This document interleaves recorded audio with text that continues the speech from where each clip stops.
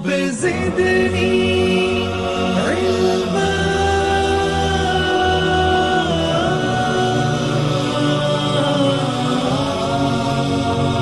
رب زدني علما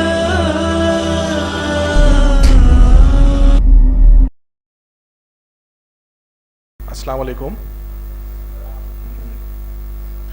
माशाल्लाह मस्जिद रहीम खां की ये तारीख़ रही है कि जब कभी भी यहाँ से कुछ ऐलान होता है कि हमको दीन के काम के लिए या कुछ सोशल कॉज के लिए आगे आना है, तो हमेशा हमारे शकील भाई और आप लोग जहाँ हमेशा जमा हो जाते हैं। मैं बहुत बार देखा हूँ और अक्सर जुमा भी यहाँ अदा होता है मेरा। तो देखिए, आज हमारा जो मकसद है यहाँ जमा होने का, वो मकसद है कि अब मौजूदा जो मुल्क में हमारे हालात बन गए हैं एनआरसी को लेकर और सीएए को लेकर, और उसमें हमारा मौक़िफ़ और उसमें हमारा रोल क्या होना चाहिए, इसके बारे में हम आज मालूमात हासिल करेंगे। देखिए, अब हर कोई बहस और मुबाहिसे में लग गया है कि भाई एनआरसी को सपोर्ट करना है, सीएए को सपोर्ट करना है, या एहतजाज करना है, प्रोटेस्ट करना है या नहीं करना है, और अपने अपने लेवल पे हर कोई अपने अपने डिबेट्स में इन्वॉल्व हो जा रहे हैं, अपने दोस्त अहबाब में, अपने कलीग्स में, अपने काम की जगह पर। तो आज हमारा जो मकसद है, ये महफिल का मकसद हमारा ये है कि हम वकला और हमारी जमात, हम सब एनआरसी और सीएए के ख़िलाफ़ हैं और हम इसके लिए एहतजाज मरते दम तक करेंगे और इसको ख़त्म होने तक करेंगे। ये हमारा मकसद है। लेकिन जब हम कोई चीज़ का एहतजाज कर रहे हैं, तो वो एहतजाज हम किस बुनियाद पे करेंगे और क्यों करेंगे, उसकी वजह क्या है, हम इसको जानकर, उसको क़ानूनी तरीके से समझकर, और ये हमारे साथ नाइंसाफ़ी है, ये हमारे साथ एक नाइंसाफ़ी है, और कैसे ये अपने हमारे साथ नाइंसाफ़ी है उसको हम समझकर उसका प्रोटेस्ट करेंगे। ऐसा नहीं है कि भाई कोई ऐलान कर दिया कि भाई एनआरसी गलत है, सीएए गलत है, एनपीआर गलत है, अब एहतजाज करना है। अगर कोई आपको आजकल देखिए रोड पे इंटरव्यूज़ हो रहे हैं, कोई भी जर्नलिस्ट आ जाता है, एक माइक लेके पूछता है कि भाई आप क्यों इसकी मुखालिफत कर रहे हैं, इसकी वजह आप बताइए। तो हमारे पास इसका मवाद होना चाहिए कि हम इसकी मुखालिफत क्यों कर रहे हैं, इसकी वजह क्या है, इसमें क़ानूनी क्या गलतियां हैं। ये सब चीज़ें हमको आज की महफिल में हम कोशिश करेंगे इंशाअल्लाह कि आप लोग को हम बता सकें कि एहतजाज करने की वजह और इसको मुखालिफत करने की वजह क्या है इंशाअल्लाह। देखिए, ये सीएए क्या है और एनआरसी क्या है। देखिए, हमारे पास जब मुल्क हमारा आज़ाद हुआ तो हमारे पास कानून बना जिसको इंडियन कॉन्स्टिट्यूशन कहा जाता है, और 1950 26 जनवरी को इम्प्लीमेंट हुआ। और आज़ादी के टाइम पे जब बंटवारा हो रहा था, जब मुल्क के दो हिस्से हो रहे थे, मुसलमान यहाँ पे रहना पसंद किए क्योंकि मुसलमानों का बहुत बड़ा रोल था यहाँ की आज़ादी में और मुल्क की तरक्की में, और मुल्क को बहुत सारा आप अपने पास मॉन्यूमेंट्स देने में और मुल्क को चलाने में बहुत बड़ा रोल था मुसलमानों का। तो यहाँ के मुसलमान यहाँ पे रहना पसंद किए। किस बुनियाद पे पसंद किए? उनको एश्योरेंस दिया गया कि भाई इंडियन कॉन्स्टिट्यूशन जो होगा वो सेक्युलर होगा, वो किसी मज़हब की बुनियाद पे किसी के साथ डिस्क्रिमिनेशन या नाइंसाफ़ी नहीं करेगा। इस एश्योरेंस पे, इस बुनियाद पे हमको जो फंडामेंटल राइट्स दिया गया और हमारे कॉन्स्टिट्यूशन का जो प्रियम्बल बना, हम उस बुनियाद पे हम ये पसंद करें कि हमको हिंदुस्तान में रहना है। हमारे बाप दादा ये पसंद करें, उनका ये फैसला था। और आज भी हमारा रोल मुल्क की तरक्की में लगे हुआ है। मुसलमानों, आज भी मुसलमान मुल्क की तरक्की में अपनी जान भी दे रहे हैं बॉर्डर पर, और साइंस में, इंजीनियरिंग में, हर वो जो भी फील्ड है, वकालत हो, डॉक्टरी हो, मेडिसिन हो, हर चीज़ में शाना बशाना चल रहे मुसलमान और मुल्क की तरक्की में अपना रोल अदा कर रहे हैं। ऐसा नहीं है कि मुसलमान सिर्फ मुल्क को नुकसान ही पहुंचा रहे। एपीजे अब्दुल कलाम, मौलाना अबुल कलाम आज़ाद, बहुत सारे साइंटिस्ट हैं, बहुत सारे मैथमेटिशियंस हैं, बहुत सारे लोग हैं जो हमारे मुल्क की तरक्की में और मुल्क को आगे ले जाने में हमारा रोल आज भी है। पहले हमारे बाप दादा का रोल था, आज हमारा रोल है। तो अब ये जो हमको जो परेशान किया जा रहा है, सिटीजनशिप एक्ट लाकर एक सवाल उठाया गया है कि भाई 70 साल हो गए हैं आज़ादी को होकर, 70 साल के बाद आपको आपकी शहरियत का सबूत पूछा जा रहा है। तो ये क्या सही है? सवाल ये उठता है, क्या हुकूमत को ये इख्तियार है कि क्या वो हमको ये सवाल कर सके।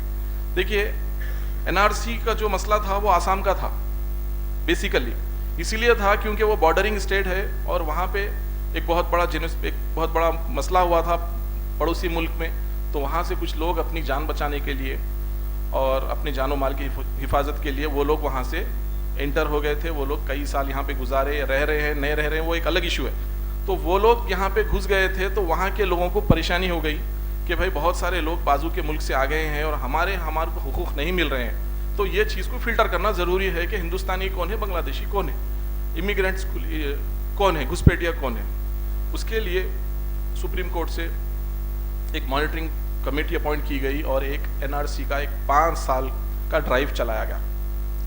5 साल के ड्राइव के बाद ये डेटा सामने आया कि नेशनल रजिस्टर में से 19 लाख लोग बाहर हो गए, ऑलमोस्ट 19 लाख लोग बाहर हो गए। अब हुकूमत ये सोच रही थी कि वो 19 लाख लोग पूरे बांग्लादेशी होंगे, शायद मुसलमान होंगे, क्या होंगे पता नहीं, लेकिन उसमें हुआ ये कि 14 लाख गैर मुस्लिम बाहर हो गए रजिस्टर से और 5 लाख मुसलमान लोग बाहर हो गए। अब हुकूमत से एक ऐसा हो गया, एक ब्लंडर के जैसा हो गया, हुकूमत परेशानी में आ गई कि अब ये जो 14 लोग बाहर आ गए, 14 लाख लोग जो बाहर आ गए, उनको कैसा हमको फिर अंदर लेना है और इनको फिर अपना वोटर बनाना है और फिर अपनी हुकूमत चलाना है। तो एनआरसी के बाद ये CCAA का जो सिटीजनशिप अमेंडमेंट एक्ट है, इसको अमल में लाए वो लोग। इसीलिए लाए कि वो 14 लाख लोग को फिर रजिस्टर में लाना है, अपना वोटर बनाना है, अपनी हुकूमत चलाना है। अगर एनआरसी में शायद हो सकता है कि पूरे मुसलमान लोग बाहर हो जाते तो CAA वजूद में ही नहीं आता, शायद हो सकता, क्योंकि उनके लोग भी आ गए हैं तो अब उनको खुश करना है, उनको अपीस करना है, अपने वोटर को पकड़ के रखना है। वो हिसाब में CAA की बुनियाद डाली गई। ये मेरा अपना पर्सनल ओपिनियन है, मेरा मानना है। तो भाई अब हम जो एडवोकेट्स हैं, हमारी जो लीगल फर्टिनिटी है, अब हमारा ये मुताल्या है कि भाई जब हिंदुस्तान बना, कॉन्स्टिट्यूशन बना, तो कॉन्स्टिट्यूशन के साथ साथ इंडियन सिटीजनशिप एक्ट भी बना। ऐसा नहीं है कि हमारे पास पहले से सिटीजनशिप का कोई एक्ट ही नहीं था। हमारे पास 1955 में ही सिटीजनशिप एक्ट बन गया था और कौन सिटीजन है, क्या बुनियाद पे वो सिटीजन बनेगा, और कोई बाहर के मुल्क से अगर हिंदू आएगा, मुस्लिम आएगा, जो भी आएगा, अगर उन्हें सिटीजनशिप इंडिया की चाह रहा तो उसका क्या क्राइटेरिया रहेगा, हर वो चीज़। देखिए, ये कोई नया कानून नहीं है, ऐसा नहीं है कि यह नया मसला है, अब नया कानून बनना है, ऐसा कुछ भी नहीं है। ये कानून हर मुल्क में है, सिटीजनशिप एक्ट हर मुल्क में है। दुनिया में जितने मुमालिक हैं, हर मुल्क में अपना अपना उनके पास सिटीजनशिप एक्ट है। हिंदुस्तान के पास भी है, 1955 से, और 1955 से वो एक्ट में हर चीज़ क्लियरली मेंशन की गई है कि भाई जो आदमी 1950 से 1987 के दरमियान में पैदा होगा वो बाई बर्थ हिंदुस्तानी होगा। 87 के बाद से 2004 तक जो शख्स पैदा होगा वो अपने माँ बाप अगर शहरी होंगे तो वो भी शहरी होगा बाई डिसेंट। और उसके बाद फिर आपको रजिस्ट्रेशन है, अगर कोई रजिस्ट्रेशन करवाना चाह रहा 12 साल के बाद रजिस्ट्रेशन करवा सकता है यहाँ पे रहने के बाद। रेफ्यूजी है, रेफ्यूजियों को भी किस तरीके से सिटीजनशिप पूछ सकता है रेफ्यूजी, उसके लिए भी कानून है। तो ये अब जरूरत क्यों पड़ी, ये एनआरसी को और CAA को लाने की जरूरत क्यों पड़ी, ये सबसे अहम मसला है। और ये जो CAA लाए, क्या ये कॉन्स्टिट्यूशन के जो प्रियम्बल है, क्या उसकी स्पिरिट है, उसको बाकी रखते हुए लाए या नहीं लाए, वो देखना है।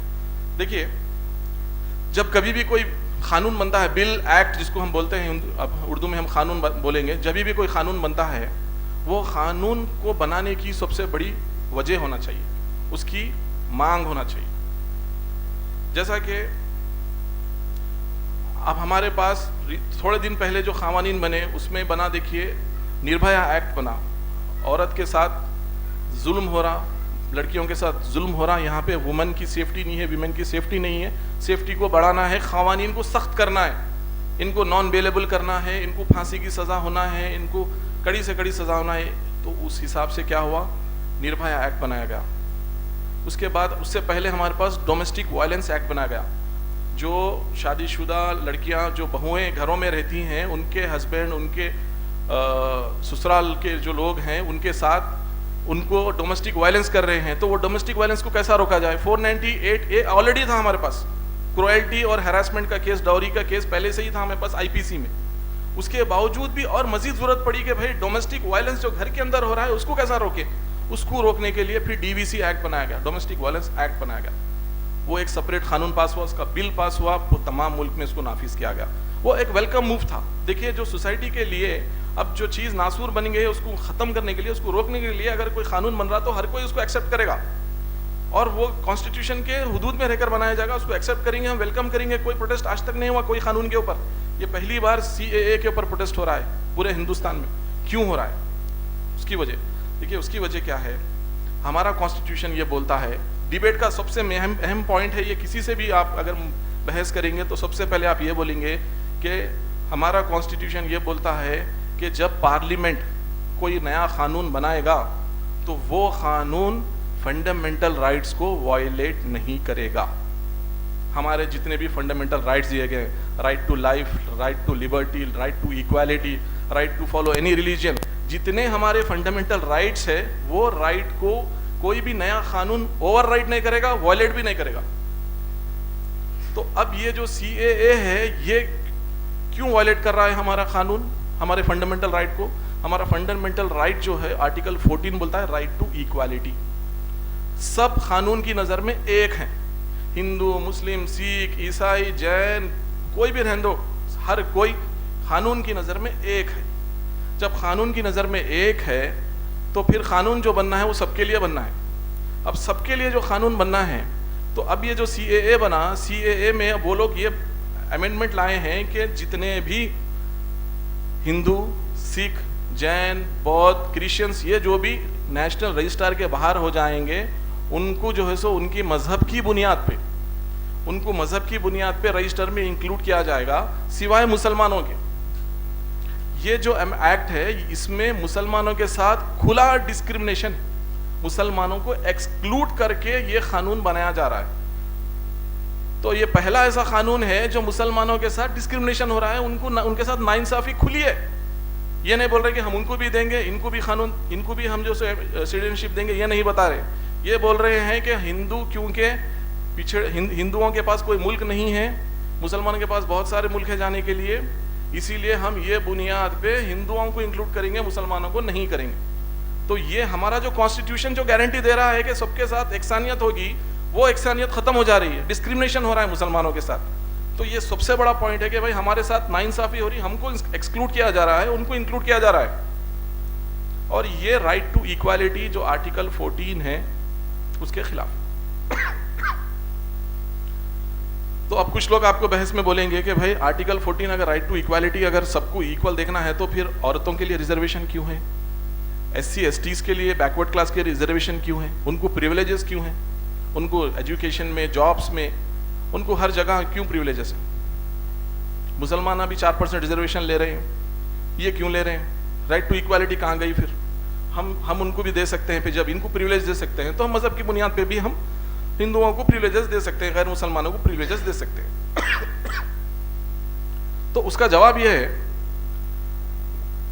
कि जितने भी क़वानीन बनते हैं हिंदुस्तान में 70 साल से बनते हुए आए हैं, वो मजहब की बुनियाद पे नहीं बने। जो भी रिजर्वेशंस, जो भी प्रिविलेजेस, चाहे औरत हो, चाहे बैकवर्ड क्लास हो, चाहे ट्राइबल्स हो, जिस किसी को भी दिए गए हैं, वो उनके पिछड़ेपन पर, उनके बैकवर्डनेस पर, उनकी इलिटरेसी के ऊपर।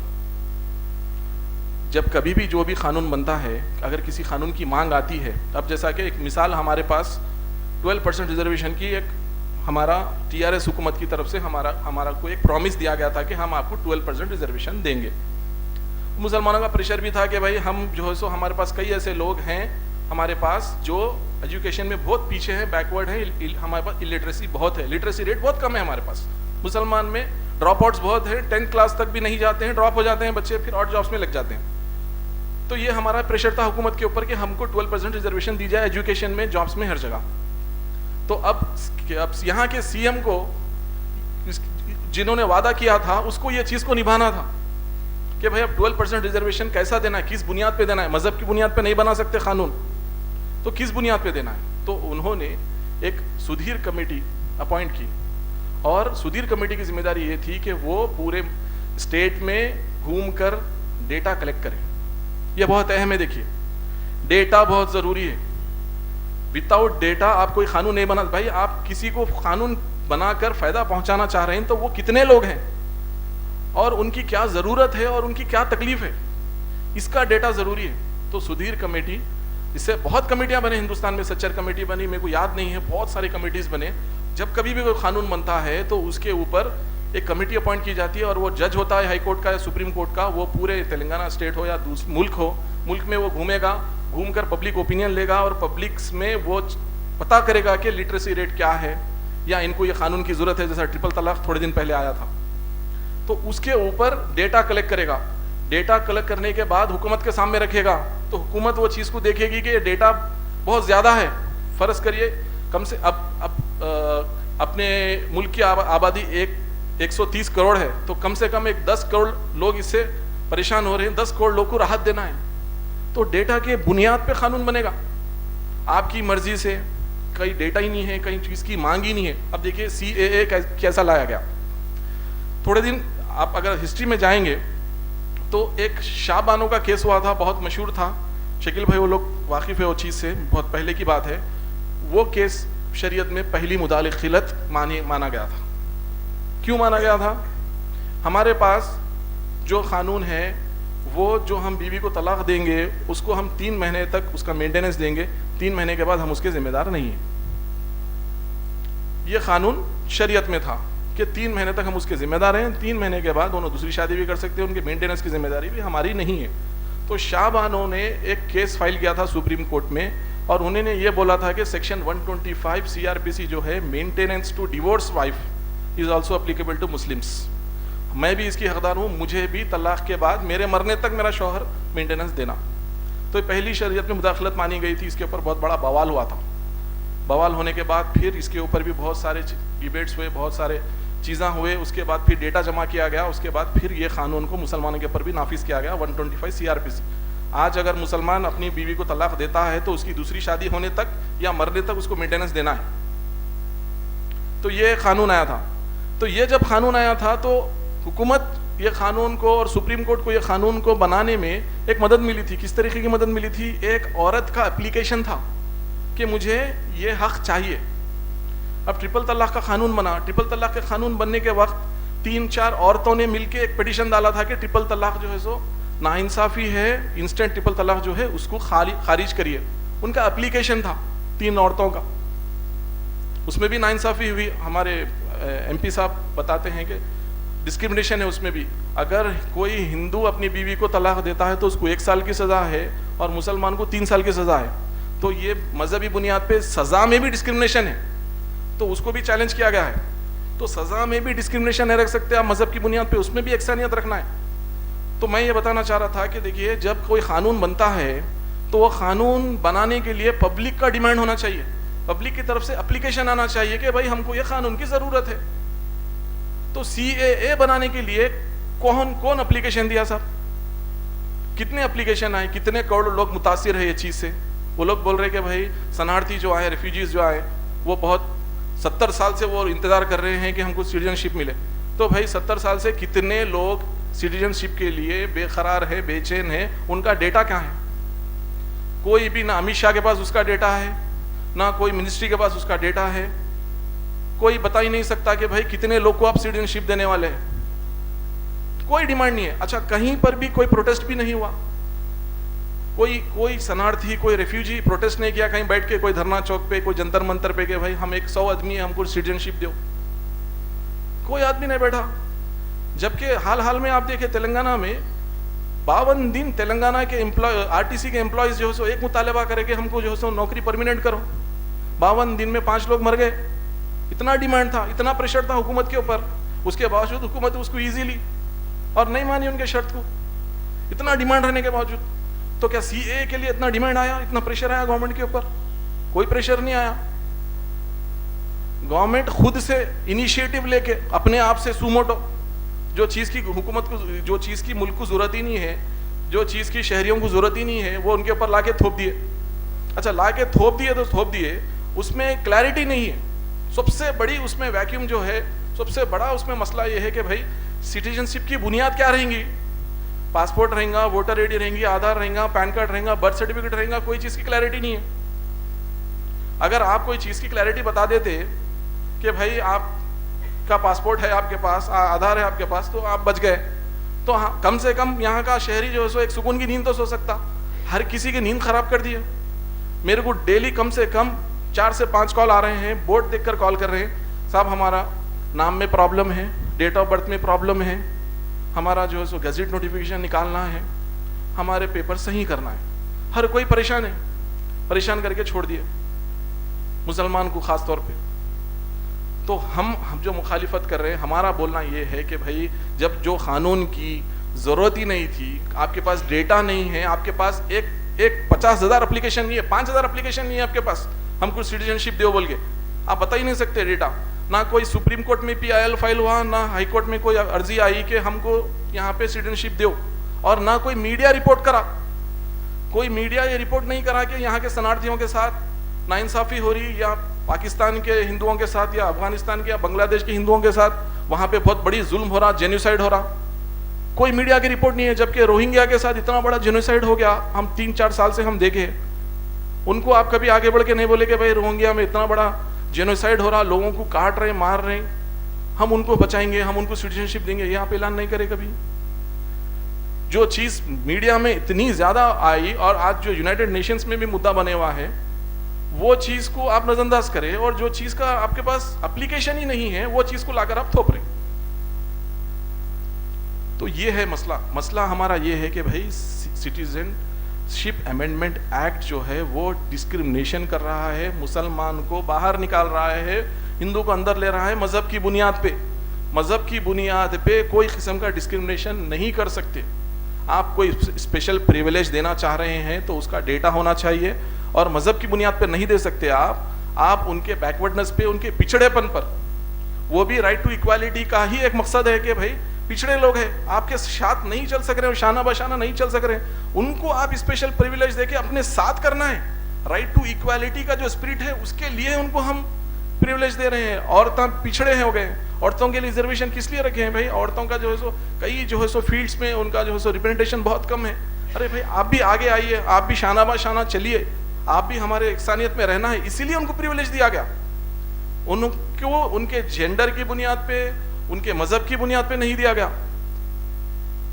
उनके पिछड़ेपन की, बैकवर्डनेस की बुनियाद पे। मुसलमान को भी जो 4% यहाँ पर रिजर्वेशन दिया गया, वो हर मुसलमान को नहीं दिया गया, उसमें OBC है। कास्ट उनके जो मस्जिद के सदर होते हैं वो एक लेटर लिख के देते हैं कि ये कास्ट के हैं, इन जो सो बैकवर्ड क्लास में आते हैं, इनको ही रिजर्वेशन दिया जाए, तब रिजर्वेशन मिलता है। हर मुसलमान को नहीं है, जनरल रूल नहीं है वो। तो ये बहुत अहम है। देखिए डिस्क्रिमिनेशन जो हमारे साथ हो रहा है, हमारे साथ जो नाइंसाफ़ी होने वाली है। देखिए अब अगर हम गाफिल हो जाएंगे, हम समझेंगे कि भाई कुछ ना कुछ हो जाएगा, हम बच जाएंगे, तो आसाम का रोल मॉडल हमारे सामने आ गया।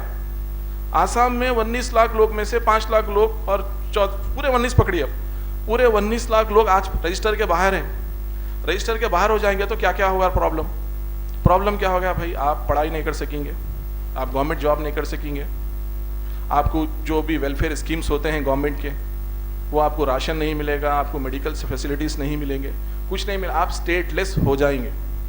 आपको 6 महीने का टाइम दिया जाएगा, आप अपनी सिटीजनशिप जो है सो ट्राइब्यूनल्स फॉर्म किए जाएंगे, वो स्पेशल कोर्ट्स जिसमें सिर्फ यही केसेस चलेंगे, उसमें आप जाएंगे और अपना दावा डालेंगे वकील के ज़रिए से। और वो जो ट्राइब्यूनल्स फॉर्म किए आसाम में, एक एक कोर्ट 400-400 किलोमीटर दूर, 500-500 किलोमीटर दूर रखें, क्योंकि हुकूमत के हाथ में पैसा नहीं है सहूलत देने के लिए। तो वो 500-500 किलोमीटर दूर एक जो रजिस्टर के बाहर शहरी आ गया है, वो 500 किलोमीटर ट्रैवल करेगा, एक वकील को पकड़ेगा जो जानता नहीं पहचानता नहीं, उनसे रिक्वेस्ट करेगा, फिर अपने दस्तावेज लेके जाएगा और वहाँ पे ट्राइब्यूनल में केस लड़ेगा। अगर ट्राइब्यूनल में वो अपना दावा साबित कर सकेगा तो वो ऐड हो जाएगा सिटीजनशिप रजिस्टर में, नहीं तो फिर उसको डिटेंशन सेंटर में डाला जाएगा। जैसा कि एक मिलिट्री के हमारे एक कारगिल की लड़ाई में जो लड़े उनको डाल दिया, फिर सुप्रीम कोर्ट से उनको राहत मिली। तो हमारे सामने एक अब एग्जाम्पल आ गया है कि अगर हम गाफिल रहेंगे और इसके लिए एहतजाज नहीं करेंगे, प्रोटेस्ट नहीं करेंगे, तो फिर हमको भी ट्राइब्यूनल के चक्कर मारना पड़ेगा या फिर डिटेंशन सेंटर में जाना पड़ेगा। तो हम हमारा जो वेलफेयर का हमारा जो आगे बढ़ने का काम है, हमारा जो तरक्की करने का जो काम है, पढ़ाई है, लिखाई है, दूसरे चीज़ें हैं, मुल्क को आगे बढ़ाना है, वो चीज़ छोड़ के अपनी शहरियत को साबित करने में ये हमारा पूरा एनर्जी वेस्ट होने वाली है। इसीलिए हम इसको प्रोटेस्ट कर रहे हैं।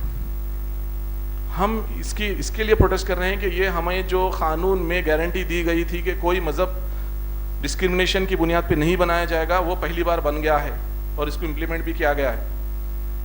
और ये किस बुनियाद पे इसको डिसाइड किया जाएगा, क्या डॉक्यूमेंट की बुनियाद पे, वो क्लैरिटी नहीं दे रहे हैं हमको। और सबसे बड़ी मायूसी मुझे जब हुई जब सुप्रीम कोर्ट में 20 के ऊपर PIL फाइल हुए।